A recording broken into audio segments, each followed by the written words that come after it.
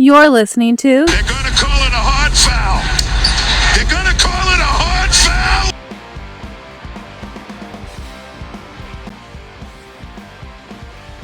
They're going to call it a hard foul. I'm Jim Quigley, as always, with my brother Mike. And Mike, we are brought to you by the what? The Fans First Sport Network, bitches. Say that one more time, loud, for the people in the back. The Fans First Sport Network, bitches. Mike's cozied up in a blanket, ready for bed, everybody. It's Gotta Thursday. be a little quiet, Mike. I don't want to wake my kid up. Yeah, you can't wake up his kid. Mike, the Celtics advance. They go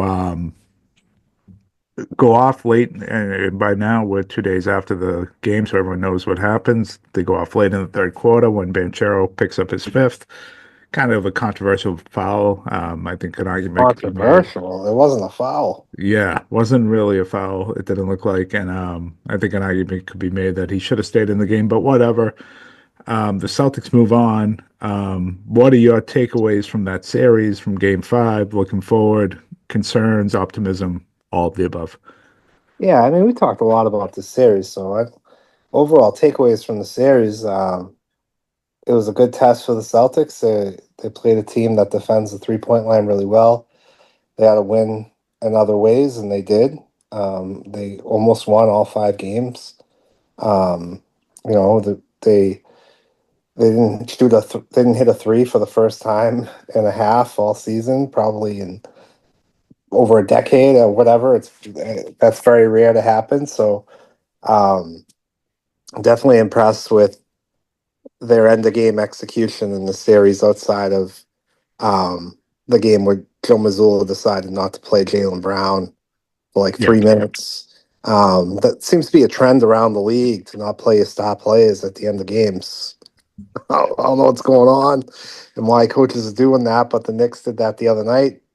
Brunson just didn't play the last 2 minutes of the game. Why not? It's weird. But yeah, that's my main takeaway is that the Celtics' toughness and their grit and their ability to finish at the rim. So you can take away the three-point shot, but this team's really talented. They don't have to win hitting threes. They can beat you in other ways.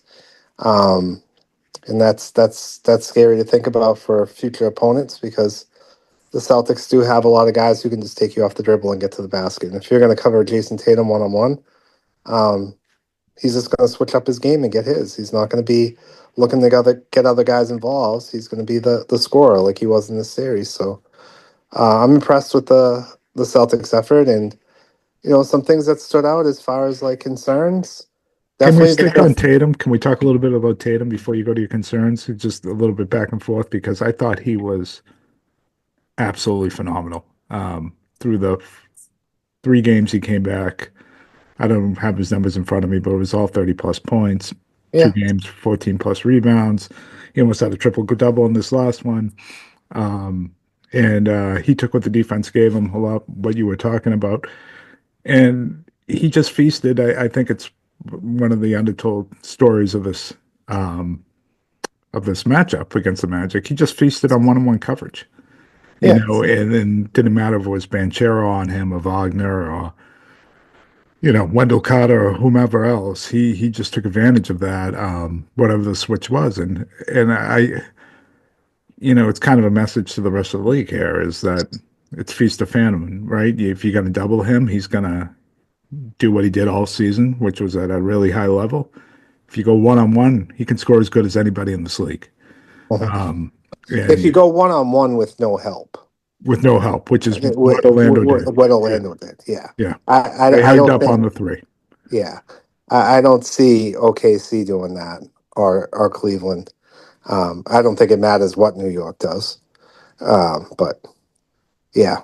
Yeah, it was impressive. Tatum was awesome, Jim. I mean, his free throw shooting, too. Just very reliable. Defensively, he showed up in the series. Yeah, he's looking like the best player in the league. I think he's been the best player in the playoffs, I think, so far. I really do. So, minus that first game, especially these last 3. What are your concerns, Mike? You said you had some concerns? Yeah, I mean, of course, you look at their loss I think it was the game they lost the third quarter where they scored 11 points. Yeah, Um, the nightmare. yeah, and then this first half of game five, they are showing some signs of not being fully focused at times, and I don't think you can get away with that against Cleveland when we get to that series. So that's something to keep an eye on.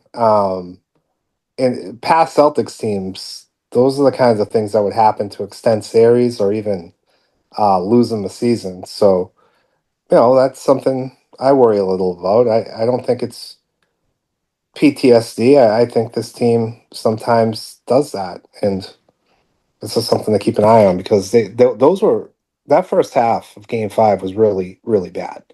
And that third quarter obviously was awful too, but I don't think they just got outplayed by Orlando. I don't think Orlando played that great actually in game five in the first half. I just think the Celtics played like dog shit. Orlando outworked them for sure. Especially, I Yeah. thought the first quarter was much worse than the second. The offensive rebounding, right? The offensive rebounding, the turnovers, just kind of, I thought they were sped up a bit too much early in the game, especially Jaylen Brown going to the basket. When, Mhm. there's no help coming, you can play with a lot more patience. And I thought it led to a lot of like goofy, foolish turnovers. And then, even when they did get a defensive rebound, they didn't get out and run when they had their opportunities because Orlando was crashing four guys. I think, give Orlando some credit. They caused some of this, especially on the defensive end. I don't think the Celtics will face a better defense until Oklahoma City. The rest of the way, I think we can say that No. pretty confidently. Yeah, I mean And that's if, obvious, oh, right? yeah, and if Oklahoma Yeah. City doesn't make it, the next best thing would be Minnesota. I don't think Minnesota's defense is as good as Orlando's. I think it's really good. I don't think it's at Orlando's level. All the Um, Clippers, huh? right? It's probably like Minnesota or the Clippers, right? The Clippers haven't been good in these playoffs. That's been like the shock to me so far, is the defense just has not been up to par. 132 points to the Nuggets in the last game. They Yeah. were the best defensive rebounding team in the league. They've been the worst in the playoffs.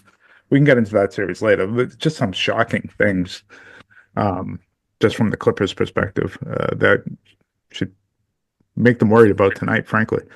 But I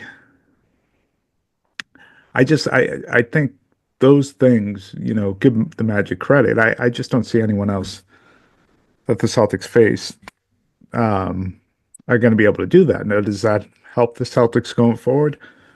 I mean, there's two ways to look at it. Orlando beat them up pretty good. If they're banged up, I don't know how much that helps them. Obviously, the opponent level of the opponent helps them. But They don't look banged up though when they're playing. I mean, Holiday's out, but these Holiday's guys, up. Jalen like looks banged up. he, he's playing well. Yeah, but he struggles early in games finishing. Hmm. And maybe that isn't Orlando that did to him. Maybe that's what he is going into the series, but he does not look fresh to me. Game two he did, but over the last three, I think, His third quarters have been awesome though. yeah. Yeah, so I don't know if they're injecting him with steroids at halftime, but Well, he seems to be slowing down and playing more methodically and yeah. using more skill than power, Mhm. later in the games. But I thought I thought overall they did what they had to do. We said it would be in five. It was in five. It was maybe a little more difficult than we anticipated in five. Mhm. But they're somewhat healthy. Hopefully they'll be fully healthy with Holiday, because I tell you what, they're really going to need him going forward. And as we look ahead, what it looks like right now with the Knicks up 11 with about 10 minutes left in this game, um, it looks like we'll probably beat the Knicks. And one of the advantages you have, I don't know, there's no advantage against Brunson, but I think Holiday's probably as good as anybody when he's healthy at covering Jalen Brunson. So if you don't have him, Well, what's then the all of word a on sudden it's a him? matchup the Knicks can really Because I expose. haven't heard that he's going to be out. Is that what we're hearing? He's out? I just haven't heard much. I heard the rest Yeah. will be good. I heard day to day. I haven't heard anything that he's definitely going to play or that he's definitely out. So to me, it's kind of a guessing game. Yeah, I'd expect that he's going to be out there. I think we would have heard. I I mean, if he's dated, I don't know. I don't know how much they needed him against Orlando in these games. I think that was it was a luxury that he got to sit. I, I have a feeling if they needed him, he was going to be out there. But I hope you're right. I hope you're right. yeah, I thought it was interesting how quickly he was ruled out of the last two. There was no doubtful, no questionable. It was just out. So there was no way to tell if he was progressing from the injury. He was just ruled out. Obviously, this is a hamstring. These things are funny. Sometimes in recovery, you do things to have a setback.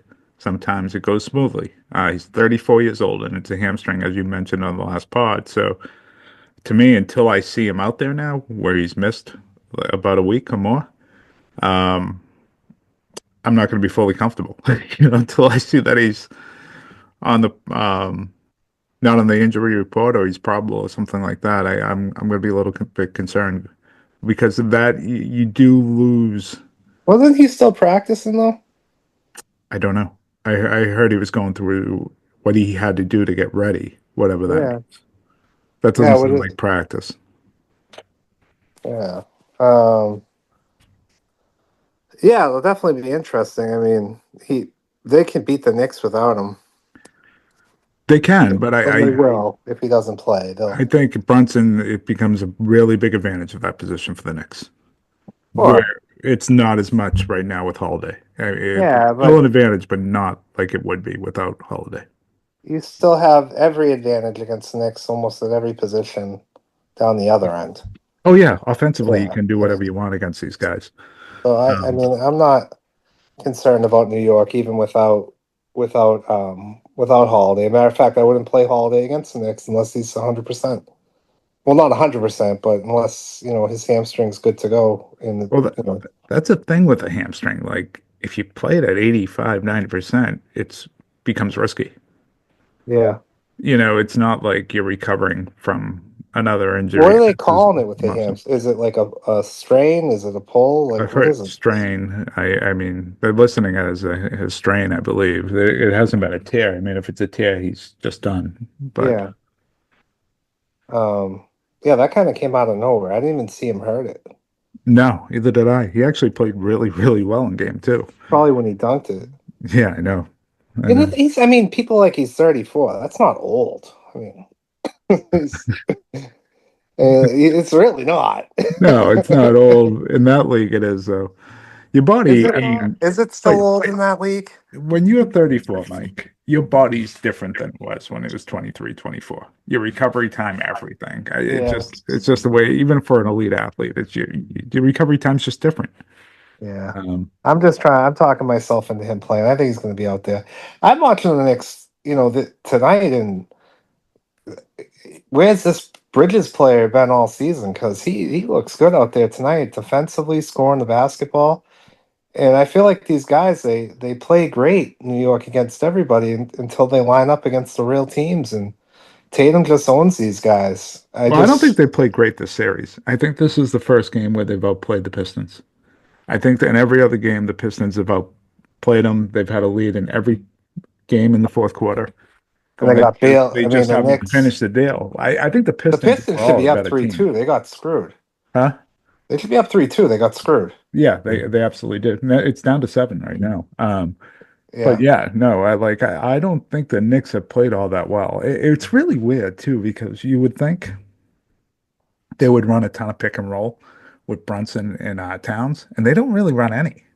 And I don't know if it's because they're afraid Towns is going to pick up a offensive foul on the screen Well, it's not. um, because I he's think always in foul trouble, but they just don't no, run it.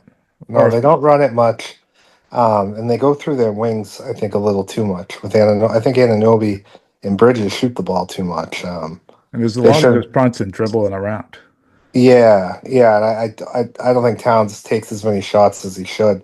Shaq made a good point at halftime. He was like, he should be averaging 20 shots a game. These other guys are shooting the ball too much, and I agree. Yeah. Like the way they're built, it should be run through. But offense isn't their problem. I mean, even when he's not shooting the ball a lot, they're going to score 110, 115 points. They Well, that's just what the can't. Celtics have done to the Knicks, which has been interesting. They've single covered Cat with someone much smaller in every game, with the idea that he may get hot going early, that, but he's going to wear down by the end because we're going to work him so hard on the other end, and then we'll force him to work because our defenders are stout. Even though he'll score, he'll have to work. Yeah, and And it and it allows takes the them. ball out of Brunson's hands. Yeah, and it allows the Celtics to defend the 3-point line against Anunoby, who shot the ball really well from three this year.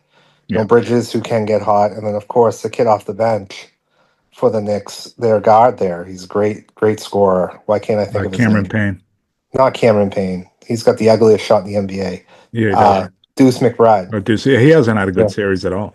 But he's a scorer, right? And I Yeah. think the Celtics, I think part of their philosophy is taking away that 3-point line. And by single covering Towns, I think it does that um, because he's going to be slowing the game down on the post and taking a lot of shots from down there. And I don't think, with the amount of threes that the Knicks are going to give up, I don't think the Celtics really mind the Knicks shooting a lot of twos. No, no. And on the other end, it's like what the Knicks should do against the Celtics is try to emulate as much as they can what the Magic did and take away the three. But Tibbs is going to play his way, and he's not going to deviate from it. He never does. It's part of his fatal flaw as a coach. And so I think he's you're going not to play going to. Mitchell Robinson a lot. Well, I That's what think I think you're that going to do. lineup with him and Towns isn't bad. It No, allows that's the Towns to kind of play Gobert. that That's the role. Rudy Yeah, Gobert lineup. yeah, Yeah, yeah. absolutely. It was kind of effective a little bit of against the Celtics until they went with Tatum, Cornette, and a bunch of shooters. And then it didn't really work anymore. Hmm. Yeah. But I think it's worth going to because a team can go cold from three, and right, and then you're dominating the I, offensive I glass and I like the taking lineup. away the Yeah. paint. I like the Yeah, lineup. I really do. You throw Brunson in there with a couple of scores. It's a really interesting lineup. Um, yeah. You go Brunson, Bridges, Towns. Josh Um, Hart. Yeah. no, Anunoby and Mitchell Robinson. That's the Yeah. lineup I would go with. I think Yeah. that's your best lineup. How the Bridges can be, whatever. But yeah, no, it's an interesting lineup. But the problem is they don't play it a ton of minutes because Tibbs goes back to his regular rotation that he truly believes in. Yeah, he might want to switch that up because Josh Hart's he works against other teams, but against Boston, his ability not to knock down the three, and he can't really guard any of the guys. He can't guard Brown, he can't guard Tatum, and he can't guard our guards. No, He but doesn't match up well in this series. when has Tibbs ever deviated from anything? I don't know much about Tibbs. Sounds like he doesn't. No, he doesn't. And so it's like Tibbs does what he does, and it's good to build a culture, but it's usually this time of year where it catches up to him. Yeah. Yeah. And I wonder if he's, depending on how this goes tonight, and depending on how he goes against the Celtics, I wonder if his time is almost up there. Oh well, I do think that would be a mistake because as much as he's got his flaws, I don't think coaching's the issue in New York. I think it's roster construction. I don't think they should have made the Karl Anthony Towns trade. Probably not. That's Yeah, my probably not. personal opinion. I understand why they did because they had a good team and they wanted to continue to move forward. But I just defensively they lost a lot. And speaking of big guys who had a great season, um, and I'm not talking about Al Horford, who had a great playoff series, by the way. And we didn't talk about him on the pod, Jimmy. I got your text. We didn't give Yeah, we Al should his have. Yeah, justice. he was. He's been great. Just spend a few minutes on him before whatever you're going to next because he deserves some shine from us. I mean, what's there to say about Al? The guy's in tremendous shape. He looks like he could play another season after this one. His defense, the way he's blocking shots, like he wasn't blocking shots like this in the regular season. Only guy hitting outside shots in the first half. Probably could have had a couple threes. It's still amazing that they went. And They had six threes. I zoomed in on those 2 threes in the first half. They look like threes that they took away from him. But then he hit some in the second half of that game too. He Hit the was one at the end of the third quarter that bounced up on the great pass from oh Tatum. that one. Yeah, Yeah, that one. yeah, but and he made just some huge plays in game four. There was Mm-hmm. one play late where he taps a defensive rebound that leads to a transition basket. And it Yep. was just like one of those key veterans plays where he tips it to Tatum and you get going the other way, and it pretty much sealed the deal. And he had 5 blocks. He's got him 1 through 5. Just And he's playing huge minutes. Yeah, this game's really getting interesting. Hardaway, that was Tim Hardaway. So, it's getting really interesting over here, Detroit, New York. But Al's been super. But I think you want to talk about Porzingis. Is that where you're going here? Yeah, just one other thing on Al, like, man, they got to figure out a way to keep him. And like, is he the type of guy next season that would be like, all right, I'll play for the veteran minimum? He's made a lot of money, right? Tagging. Uh, They're gonna be back. I think he's back. we'll see. Yeah, We'll no, see. I feel pretty confident he's back. I mean, if I'm a contender, if I'm OKC, I'm calling him up and be like, dude, we made a mistake trading you. I'm giving you $20 million a year to come to OKC. I think he's at an age right now with his family and everything else. I Yeah, think I he's hear you. His comfortable son here. Yeah, too. yeah. It's always adorable kid. Um, yeah, KP. I mean, this guy was great all season, right? Um, so likable. All that stuff is true. He's not soft. The narrative is not true with him. He's not a soft player. He's a tough player. He played that game one against Dallas last year on that injury. But his play is feeding into the narrative of a guy who isn't reliable in the playoffs and is soft. His 3-point shot is junk right now. He has Magic Corey had a lot to do Joseph. with that. Yeah. He has Corey Joseph covering him on the post, and he can't score. Um, I'm not saying I'm concerned, but I'm saying this for him in his career. Like, you better start showing up, man. Like, now's the time. Come out against the Knicks and let's have some big games because they talk about him on TNT. The talk about him around the league outside Boston, I don't think is very positive. I'm sure he doesn't care. He's just trying to win a championship, but in order for the Celtics to win a championship, he's got to play like he played in the regular season, or We're people are going kind to of call him soft. we kind of have They, short-term memory here. I think we forget what he did in game one when he was healthy last year in the NBA Finals. That really turned that game around. And well, uh, he did that hurt. yeah, he did it. He Well, did, he he did did it that hurt. He later. was still Yeah, hurt. hurt. He was Yeah, amazing. So look, I think game four he was really good. Credit Joe Mazzulla drawing up some plays for him to get him going with the screen and roll action. it was great. Orlando, usually he's shooting what from 2, 3 feet behind the 3-point line, and Yeah, he's and got drilling. a lot of space. That space was taken away, like in this series. That's including to the point where this last game in the first half, he shot one out by the logo just to get himself some space.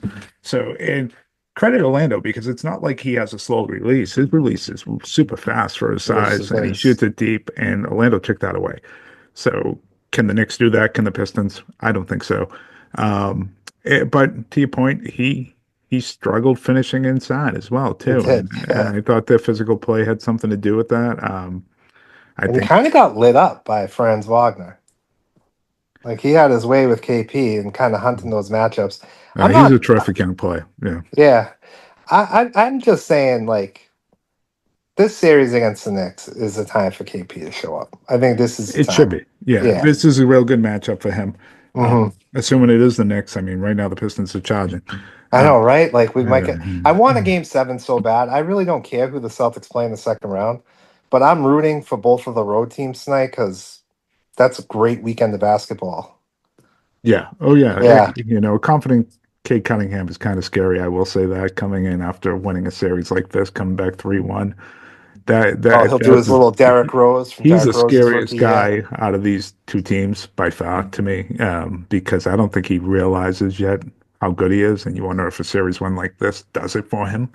Um, but yeah, no, they KP. The playoffs is about matchups.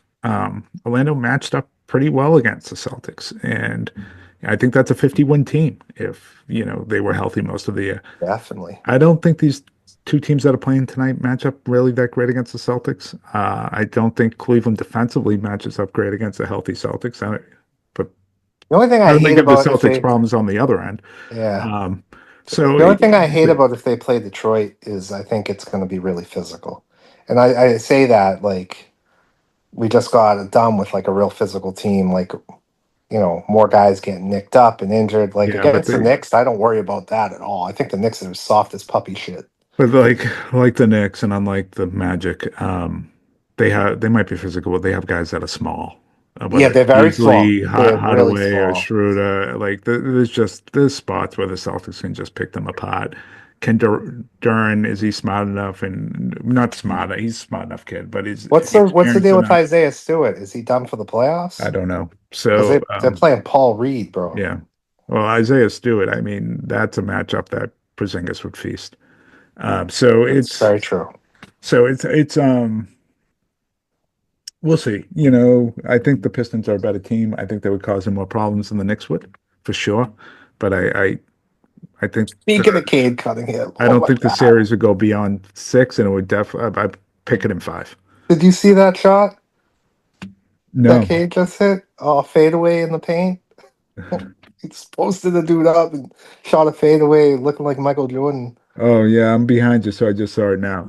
All right, let's go to these Celtics news. Then we'll do some quick playoff predictions. Then we'll get out of here so we can finish watching this Pistons Knicks finish here. I'm watching it while we talk. I don't give a fuck.